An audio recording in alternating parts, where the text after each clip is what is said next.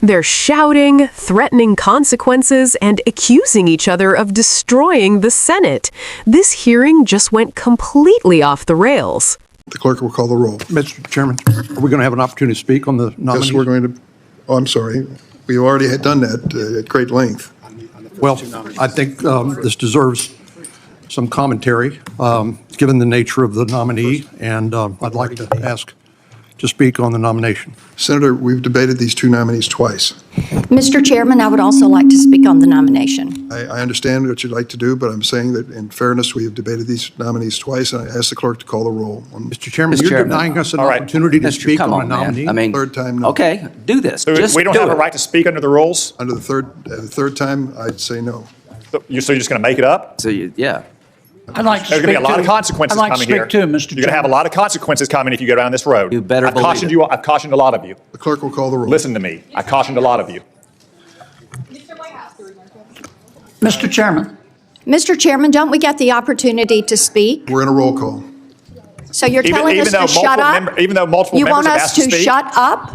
Is that what you're saying? A lot of people didn't speak on the two nominees before. We've done. Would you raise your hand if you did not speak? I did not have a. Senator Corn didn't even have a chance to speak. Senator Blackburn had a chance to speak. we've got several folks, Mr. Chairman, who didn't have a chance to speak. We want to tell you again why these nominees are awful. Mr. Welch. Or in Senator Corn's case, tell you for the first time. You're just going to sit there and ignore us? Senator Blackburn, have you spoken on these nominees? I've not had the you like opportunity to to? speak. I would like very much to speak on Mr. Mr. Chairman, Casaby. I urge you to let Senator Blackburn speak. Mr. Grant. Senator Corn as well. Senator Corn hasn't had a chance to speak. That's correct. Mr. Grassley. Point of order, Mr. Chairman. You can't limit debate without invoking Rule 4. You haven't done that. We have debated. Mr. Grassley. We've debated on prior occasions when we didn't have a quorum. That vote didn't count. We've got people who are here now who weren't here then who would like to speak. Can we speak on the other nominees? Mr. Lee. Or is your plan just to end all debate today? Is your plan to end all debate? Do you have an answer? You're going to rely on someone whispering in your ear. What's your plan? No. No, we're not. Okay, listen, here's the deal. We worked 7 weeks to trying to solution the asylum problems. You boycotted the committee. Mr. Cruz. Mr. Chairman, I don't know if you've left us any alternative but to deny the committee a quorum. Mr. Cotton. I think that's something we ought to seriously I tell consider. you what. Mr. Cotton says the chairman needs to rethink his decision Yeah, and let Senator Corn and Senator Blackburn speak. That's what Mr. Cotton says. You can mark that down as my vote. Mr. Kennedy. Yeah, I And think- everybody over there who's not willing to look at me or look at Dick Durbin needs to think about it as well. Kennedy. I want to speak. Mr. Tillis. Mr. Kennedy wants to speak as well. Mark Mr. Cotton down saying Mr. Kennedy needs to speak too. Mr. Tillis. Mrs. Blackburn. I'm waiting to be heard on the nominee. I've requested several times to be heard on the nominee. So no, I guess Senator Durbin's not going to allow women to speak either. I thought that was sacrosanct in your party. Chair Durbin. Aye. Chair Durbin, on this vote, the ayes are 11. The nomination will be favorably reported to the floor. Up next is Judge Yumi Lee, nominated to the U.S. District Court for the. Mr. Chairman, who has not been allowed to speak on that nominee? Mr. Chairman, you just destroyed Yeah. one of the most important committees in the United States Senate. The chair would note. And you set a precedent, The chair which would will be note- repeated every time one party or the other takes advantage and takes the low road. Chair will note It that sets a both nominees precedent have that been will then debated twice become the norm. Kashibai and- Congratulations on destroying the United States Senate Judiciary Committee. Up next is Judge Yumi Lee, nominated to the U.S. District Court for the Northern Who District has of not California. spoken on this nominee?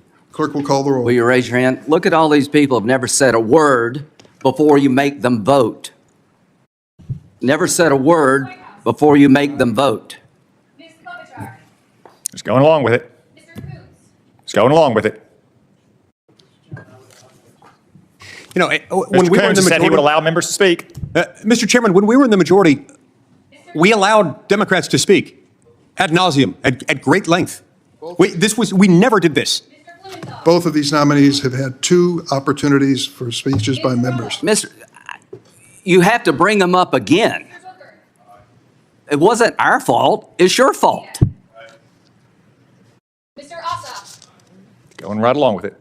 Mr. Welch. Ms. Butler. Mr. Chairman, I hope you're proud of yourself.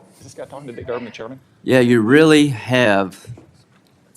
I don't know what drives this, Dick. I really don't. Mr. Chairman, is it you driving it, or is it your staff Yeah, is driving Joe Zogby it? the Or is chairman it of this the White committee, or is it House you? driving this? This is completely inappropriate not to let us be heard on these nominations, and you know that. Mr. Graff. Your own members have told you to let them speak. Mr. Cornyn. Mr. Cornyn. Mr. Lee. Mr. Cruz. This is a complete disgrace.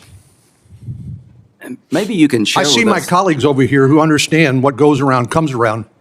I mean, this is so unnecessary to ruin the committee over a political exercise that's going nowhere. Senator Whitehouse. I would like to, was my name called? I can't hear. Where's that voice? Was he recognized to speak? We're on a roll call. Ma'am, Mr. Kennedy. I'd like to speak, please. We're on a roll call. Mr. Tillis. Mrs. Blackburn. I'm waiting to be heard on the nominations. Mr. Coons. Is this an illegal vote? Chair Durbin. So now Joe Zogby is going to dictate to other senators how they're going to vote? On this vote, the ayes are 10.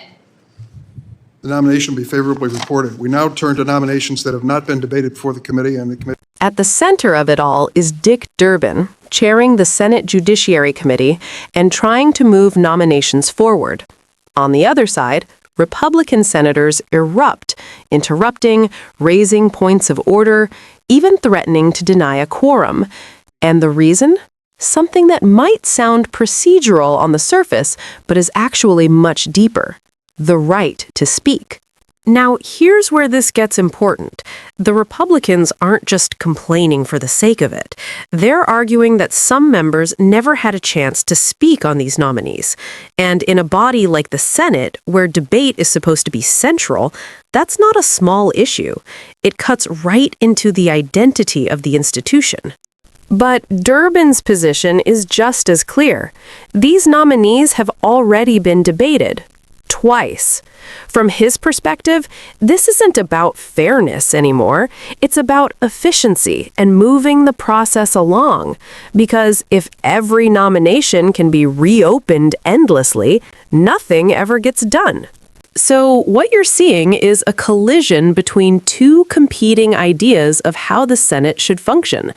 On one side, you've got the argument for process and completion. We've had debate, let's vote. On the other side, you've got the argument for participation. If even one senator hasn't spoken, the process isn't complete.